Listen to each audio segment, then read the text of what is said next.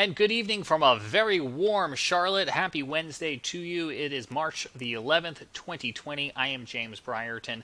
It is Severe Weather Awareness Week carrying on here in the Carolinas. Last week it was Severe Weather Awareness Week in North Carolina with a tornado drill on Wednesday, and we were lucky enough to bring you some special snippets from our friends at WCNC Charlotte. Well, joining us again this week as Severe Weather Awareness Week continues in South Carolina is Chief Meteorologist Brad Panovich back from WCNC. Brad, thanks for taking the time out again for us.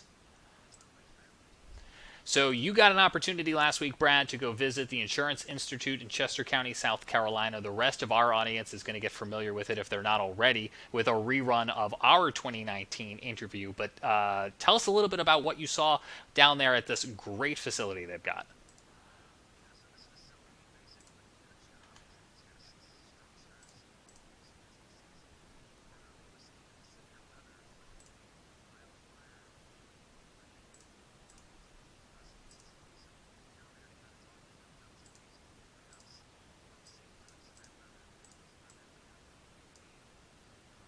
Obviously tornadic winds that come with those wind and hail as well. But the interesting thing was how they test roofs in particular for hail. The standard test for hail was actually done with just a steel ball that dropped on a horizontal surface, roof surface. Well, what they did is they try to recreate actual hailstones how they are in nature. And so what they've done, they've gone out and done field studies where they try to measure hailstones in the wild, if you will, to get a more accurate measurement of their density. And then they shoot them out at speeds that are more similar to what you see in a strong storm. Because what happens in most hail events is the hail is wind driven. It doesn't just fall, it's being blown by 60, 70, 80 mile an hour winds. And so they test roof structures in particular, metal, asphalt shingles, plywood, just to see how they withstand it. And then they can rate these shingles so that you have, like, as a consumer, a better idea of what you're getting into when you're going to put these on your roof. And it also helps the insurance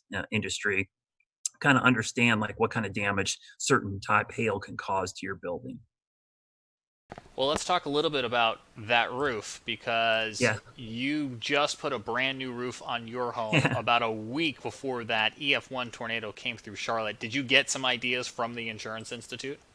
Yeah, so last year I went down there for one of their tests where they were taking a roof and they were submitting it to a hurricane, basically. What they did is they took wind and rain and they blew it at a home that had half the roof using what's called the fortified roofing system and the other half a typical roofing system. So what they did is for several hours, I think the test went on for 8, 10, 12 hours, which is typical for hurricane winds. They're going to last a long time.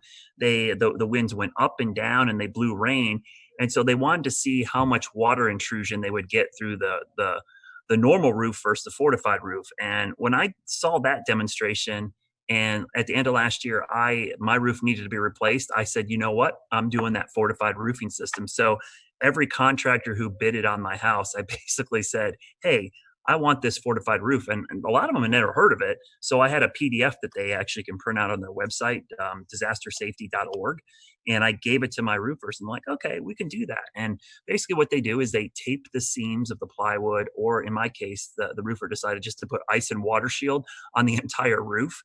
They also use underlayment that's synthetic with caps, cap nails instead of just regular nails or staples.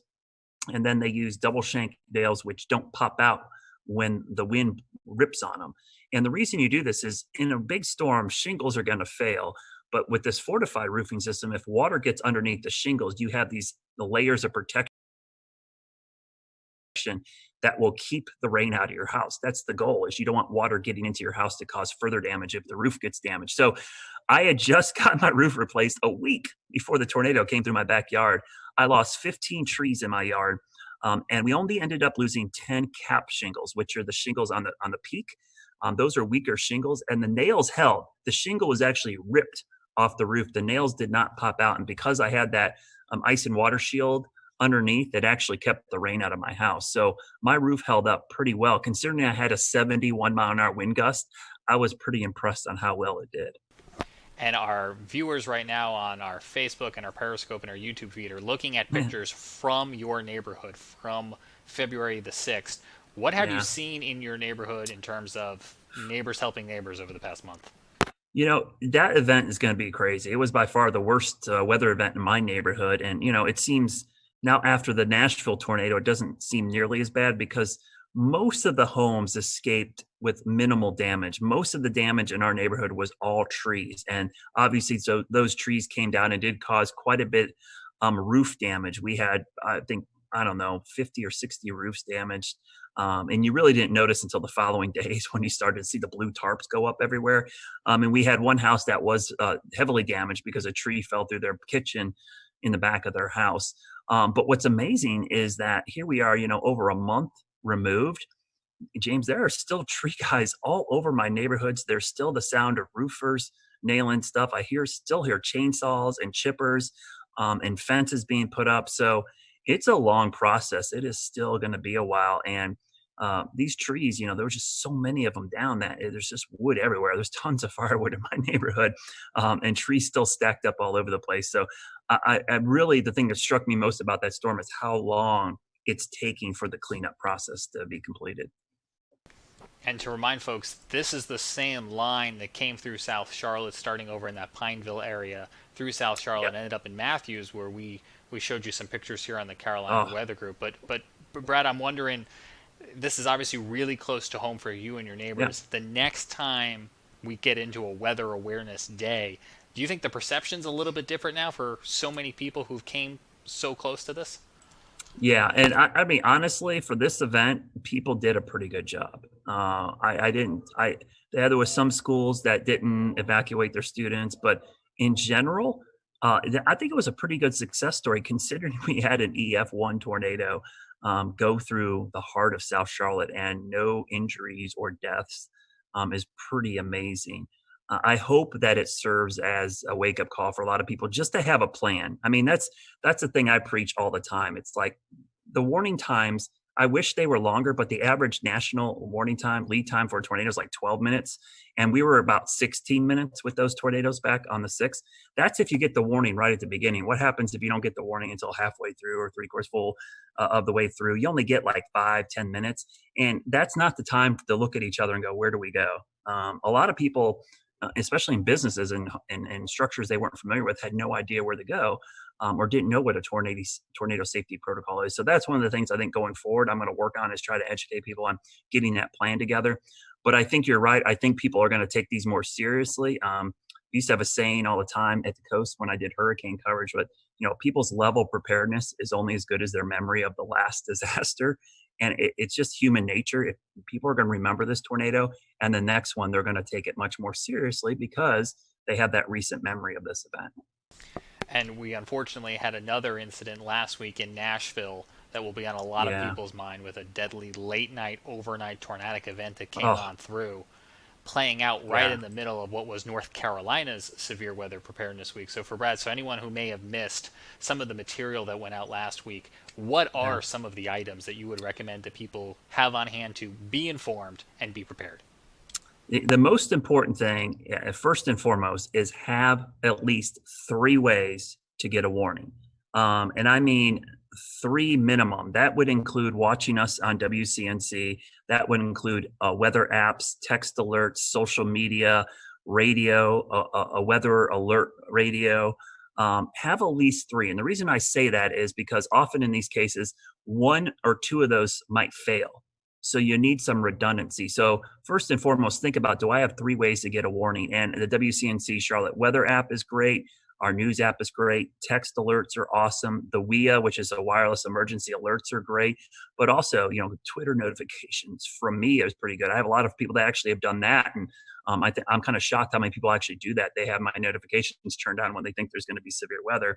And I push out all our tornado warnings. The next thing is to have a plan.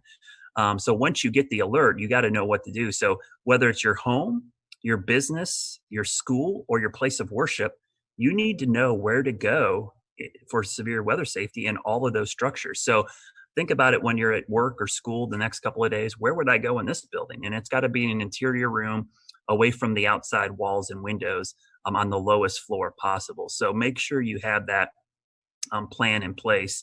And those two things are really the most important things that you can do because those are universal. Those work with, hurricane season. It works with earthquakes. It works with just about any natural disaster to have a way to get the alerts, but also a way and a plan of what to do. And then obviously we talked about flash flooding, severe thunderstorms, and lightning, which from a hazard standpoint, lightning, severe thunderstorms, and flooding are much more frequent than tornadoes. I did a graphic in my class the other day about risk perception. Tornadoes have a very high risk perception, but the actual hazard is small. And it's just because the tornado is actually pretty small compared to the map.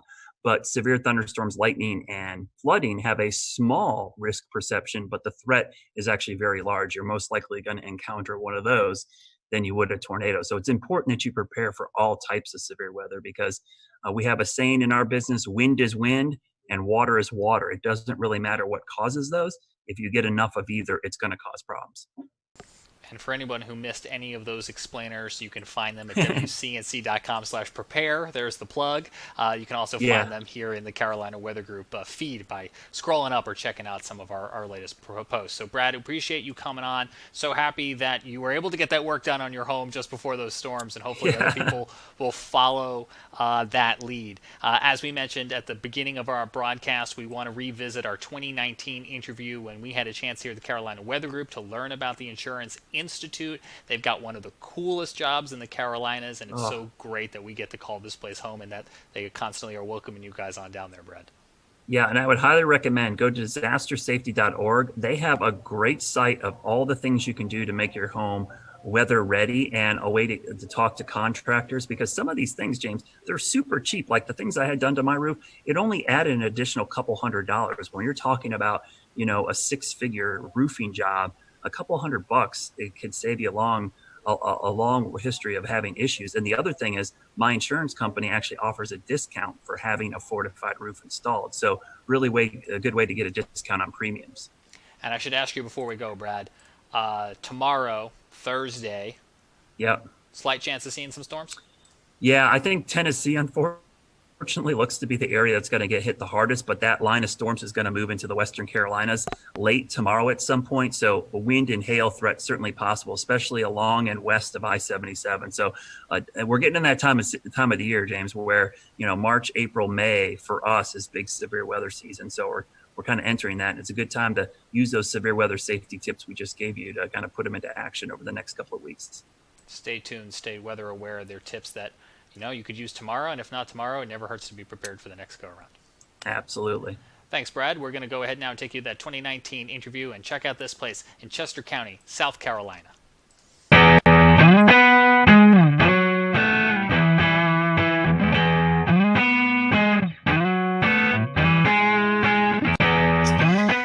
Hello, everyone. Welcome to the Carolina Weather Group. This is the Wednesday, July 24th, 2019 edition of our little weather get-together. Tonight is show number 285, and tonight we have with us Dr. Ian Giametco. He is the lead research meteorologist at the Insurance Institute for Business and Home Safety. We're going to be talking about hail and some of the research they've done with hail. Ian, welcome to the Carolina Weather Group. This is kind of your first gig with us, and I told you before the show, we're glad to know you're in the Carolinas. So let's talk about what you do at the IBHS. Our lab here in South Carolina was built and opened in the fall of 2010. IBHS as an entity has been around almost since the 70s. It can trace its root back to a few different names and basically started as an advocacy group to help people better prepare for severe weather and try to reduce the losses associated with severe weather.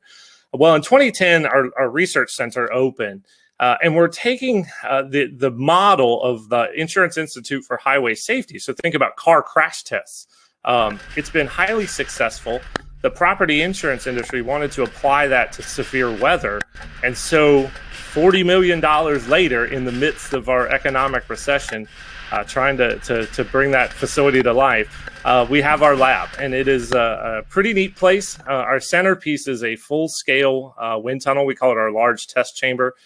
We have 105 6-foot diameter fans that can take winds up to about 120, 130 miles per hour. We can do full-scale hail simulations. We can do wildfire ember attack scenarios in there. Basically, anything the weather's out there, we can throw at it. And our goal is to understand how all these different hazards associated with severe weather attack structures. How can we build better? What are the systems that we can improve? And how do we show people those steps that resilience is affordable, and then we can start to bend down the loss curve that we see growing and growing each year? Tell me a little bit more about, one, to go start basic, how do we get hail? And how do you do a hail simulation? That sounds really interesting. Yeah, so most intense thunderstorms have hail aloft in them. It can grow from particles that freeze or grapple, kind of those melted snowflake conglomerate things. And as they make their kind of horizontal arcing traverse through a thunderstorm, they can collect more ice and water and essentially grow and grow. Sometimes they become too heavy and fall out and get down to the ground. Sometimes they fall and then they melt before they get down to us. And other times they can hang around up there in a thunderstorm and get really, really, really big and then fall down. And those are the ones that can break things. Once you get above that kind of 1.5 inch or so threshold, that's when you start seeing legitimate property damage. Now for cars, it's a little bit less. But for us, it's duplicating the properties of hailstones in the lab. And we can propel them or fire them at materials, basically using electronic controlled potato guns. So in our small lab, we have a single, actually we have two setups, basically cannons with barrels that have a pressurized air tank, and we calibrate that to an exit velocity and associated kinetic energy that a hailstone would have when it hits things. Now in our big chamber, if you ever come to visit us, you can go out in there and look straight up and you'll see a whole bunch of light pieces of PVC pipe. Well, that are the barrels that can basically put down a swath of hail across the footprint of our large test chamber. We can do 3 different sizes and shoot as fast as 1 per second. So really unique piece of capability. I do a lot of work both in the small lab, very meticulous scientific testing, but we can also test the full roof system on a building. You have a job destroying things with hail. That sounds really fun. That's a little bit of what we do. We try to break things in the lab so it doesn't happen out in the real world. That was really interesting. I can't wait to tell my friends and family that you guys shoot hail out of potato guns for testing. So that's kind of cool. Talk about some of the hail studies that you do in the lab. You mentioned something earlier about recreating hail crystals, and you're actually building hail in the environment in which it forms. What we found out, because of the strength, it can do about 3 different things when it hits your roof. It can bounce off. That's really hard hail. It can shatter. That's kind of the hard to medium. Or it can just become really slushy. That's the very soft hail. And all of those have different kind of types of damage that they produce on your roof. The soft will kind of dislodge all those granules. The hard bounces and shatters will do more cracks and dents. So we realized all that stuff was mattered, and we needed to simulate it in the lab and also repeat it. That's scientific testing right there, is being able to repeat this stuff over and over and over again. And after about 8 years of work, we released a new hail impact test standard for asphalt shingles, and we have our actually we rated the products that are considered impact rated. And we have a rating scale that's actually out on our website now. So if you're looking to get a roof that's more resilient to hail, I would encourage folks to check that out. It's at ibhs.org. You'll see what products are out there and which ones meet the top of our class and which ones are at the bottom, and where you might want to be.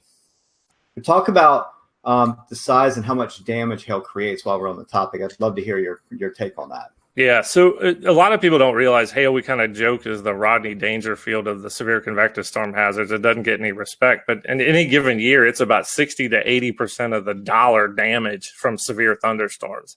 That's a lot. And we're in probably what will be the 12th straight year of damage totaling over $10 billion. So it's a big piece of the damage that comes from severe thunderstorms every year. Now, when you start talking about damage thresholds, of course, we have the National Weather Service severe criteria of 1 inch. That's when we really start to see some issues, dents and things with auto. On the building side, if you start looking at roofing materials, once you get close to that 1.5 inch mark, that's when you can potentially see some damage. Now, there's a lot of things at play, age of roofs, age of materials, all that, the wind-driven aspect.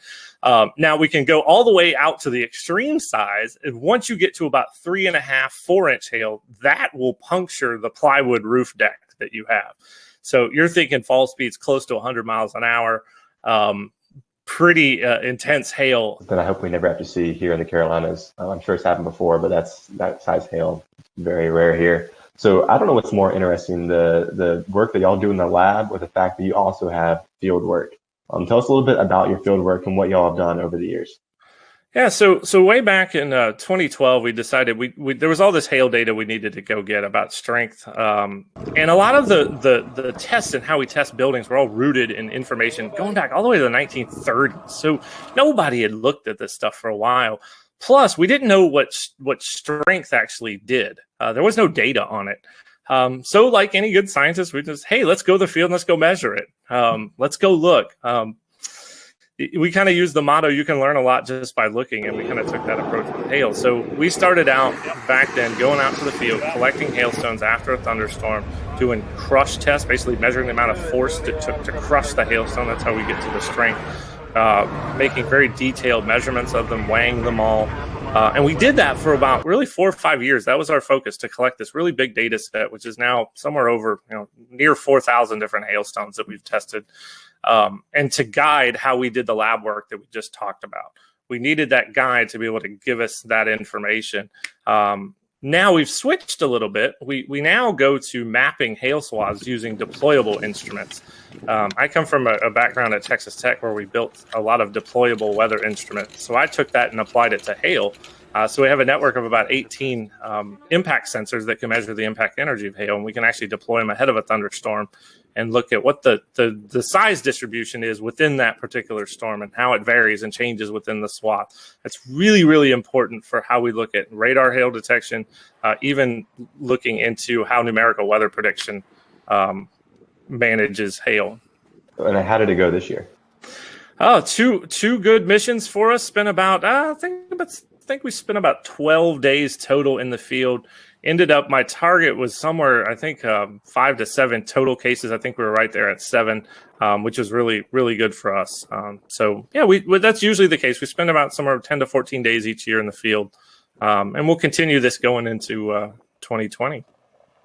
Ian, talk about some of the more memorable cases that you guys have covered, maybe some of the more interesting field tests that you guys have done over the past couple of years. Yeah, for hail, couple of years ago, intercepted a supercell near Eric, Oklahoma, that produced just this really narrow swath of just really big 3-inch hail with a concentration maybe 10 to 12 or so per square foot. That's a lot for big hail.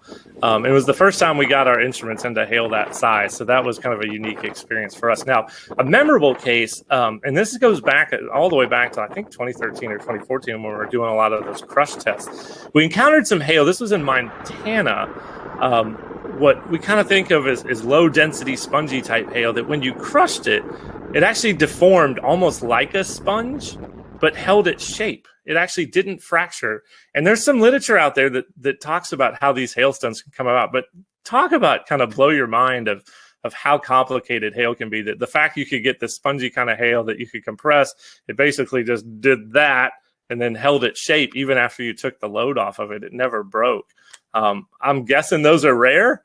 We haven't seen that again. It was one particular case, and I don't know what kind of environment might produce that, but it's really unique, and it's always been a memorable one from looking at hailstones, and I've seen a fair bit of them. We got a hail threat, right? So how do we tell businesses and homeowners how to better protect their property? One of the things you can do, make sure you can get your car in your garage if you have one. If you're like me, you got all sorts of stuff in the garage. I couldn't get my truck in there if I tried. But that's a step you can take, is make sure you can get your car under cover. And maybe, say we're under a higher risk for a particular day. If you can find a way to keep that vehicle covered, that's one way to reduce your auto damage. Now for homes, it's a lot trickier. If you're in an area that sees a lot of hailstorms, think about the folks in Tornado Alley. If you live in Dallas, Oklahoma City, Wichita, we saw how sick of people were of hail in Dallas this year by their putting pool noodles on cars and inflatable mattresses. And I'm sure they're tired of getting new roofs every 2 years. So I'd encourage people to look at our impact rated shingle test results and look for those good performing products. There are impact rated shingles that do perform, and we tested up to 2-inch, and those top performers really do perform very well. So there are products out there from a roof perspective that I would encourage homeowners to look at, and talk to your insurance agent too, because in a lot of cases you can get a discount for some of these things.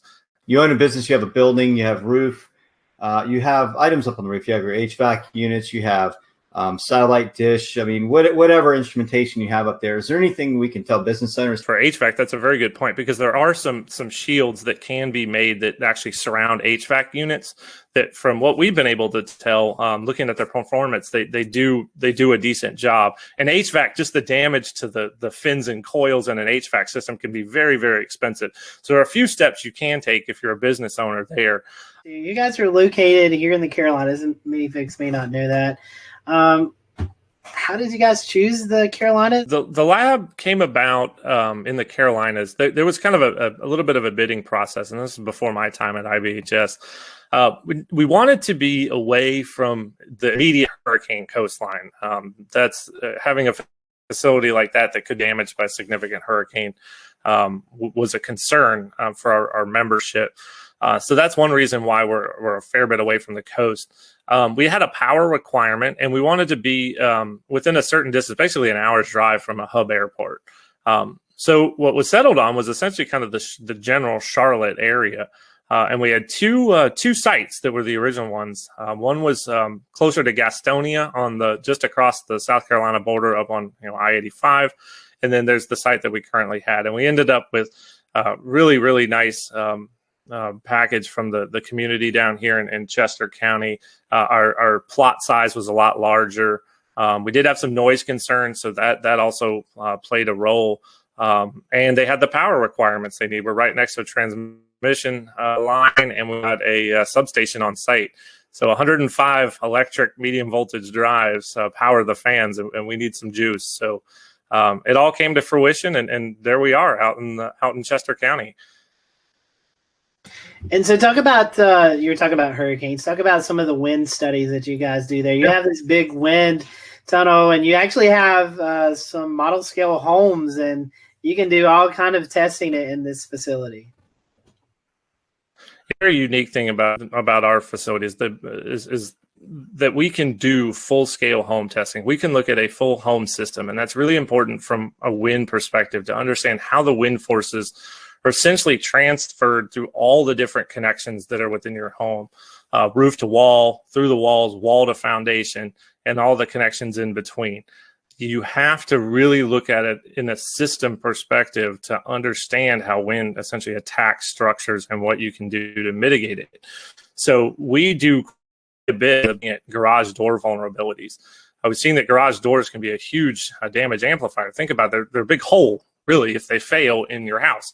That allows wind to get in and start acting inward, pushing up and out, and can lead to failures. Once you start the damage cascade, it just goes. Tornadoes, it happens very, very fast. Hurricanes, it can happen over the course of, say, 6 to 12 hours. But that cascade is what we're trying to stop the start of that. And we think we can find those mitigation solutions that are not only useful, but also affordable too. So before we kind of wrap up the interview, can you tell us a little bit about how you forecast and how you decide where you're going during your field studies? Yeah, the logistics are actually a fair bit challenging. So we are a good distance away from essentially what is Tornado Alley or the Great Plains. We like it out there, good road networks, good visibility, although we are going to try to explore some southeast hail. There's some environmental questions that we have that I think we're going to try to tackle that. So we basically have to rely on medium range forecasting. So we're looking for just general pattern support for severe weather. So is the Gulf of Mexico open? Is there good moisture transport northward? Maybe not necessarily if there's a trough, but is there just generally enough flow aloft to support supercells? Sometimes you didn't have the surface features underneath the best flow aloft. It kind of became a day-to-day, almost a mesoscale type forecasting scenario, which is very hard for us in terms of when we pull the trigger. So we work our teams on about a 48-hour leave or 48-hour kind of go, no-go scenario. Using GFS output, Euro output, try to get our best feel that we're going to get at least 3 operation days out of a mission. We got to have some kind of confidence that we're at least going to get 3. It's just not worth shipping equipment out and bringing the team to the field. So Okay, say we give a go. We actually ship 5 big Pelican cases of equipment. FedEx is fantastic. Out to some target cities, and it's usually where we can store equipment. So Norman, Oklahoma at the National Weather Center, have lots of colleagues there. We've used my wife's grandma's garage in Wichita to store all the cases and equipment. So we do that, pick our target city, fly in. We use rental vehicles. We do try to stay out of the hail as much as we're researching hail, and we've done a pretty good job of that. And we outfit them, get our instruments ready, take all the equipment we need, leave the cases behind, and off we go. And usually each mission is about 7 days. So there's some logistical challenges there, given our distance, but we've managed it quite well over the years. When you're renting the car, do you have to kind of stay quiet about what you're really doing with the car? There's one hail. We were out in the field for a hail event in Cheyenne, and the rental car dealership at the Denver airport, they were dealing with a whole bunch of people who were bringing back hail damaged cars, and I kept thinking to my head, I'm like, we're running a hail research project, and we got perfectly fine vans here. But yeah, for us, it's a safety concern to stay out of the hail, and we do a good job of that. You're talking about these instruments. Can you kind of give us an idea of what's on these instruments? What it's like? Yeah, certainly. They're on little tripods. They're basically little engineering tripods. And the plate itself is a little small pyramid. It's 1 foot by 1 foot. And it's actually based on a design that was developed at NASA, Kennedy Space Center, and was published in the literature. So we use that same plate design. It's got a little acoustic sensor, a piezoelectric disc that can record the vibration of the plate. So the higher the signal amplitude of that vibration, the larger the kinetic energy of the hailstone that hit the plate. And then we can work backwards to estimate a size. The unique thing about ours, we actually use robotics microcontrollers as our data system. We use an Arduino Do. It's about $35. A lot of maker components. We needed to make them cheap so we can have a bunch of them.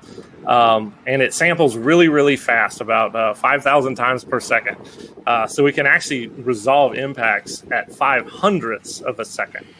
So that's pretty neat. And it's got some switches for on, off, and data control to make it easily user-friendly. I think we set a record for deployment time of one of these this year in under 20 seconds. I'm going to give out a shout out to Hank Pogorzelski, who's in our Tampa office, who's been with us in the field every single year since we started. Hank went out the door, set the probe up, and was back in the car before I could log the information of where the actual instrument was. So it had to be somewhere in the 15 to 20 second range. So big old tip of the cap to Hank. I think he set a time speed record there. Well, Ian, we've certainly appreciated you giving us some of your time tonight. If our followers want to continue the research you guys are doing or follow along, how can they do that? Yeah, so we got a couple ways. So first of all, if you're a consumer out there and you want to see some of these DIY resilient type solutions and things you can do for your home, go to disastersafety.org. That's our kind of front-facing consumer website. For some of the research work, you can go to ibhs.org. But please follow us on Twitter at Disaster Safety. You can also follow our hail research specifically at IBHS Hail Study. You'll get a kind of an inside look on that Twitter account as to what we're doing in hail. We've had many guests on this show, and I think you've got one of the coolest jobs because you get to use potato guns and mix it with weather. I mean, I don't know how much better that can be. So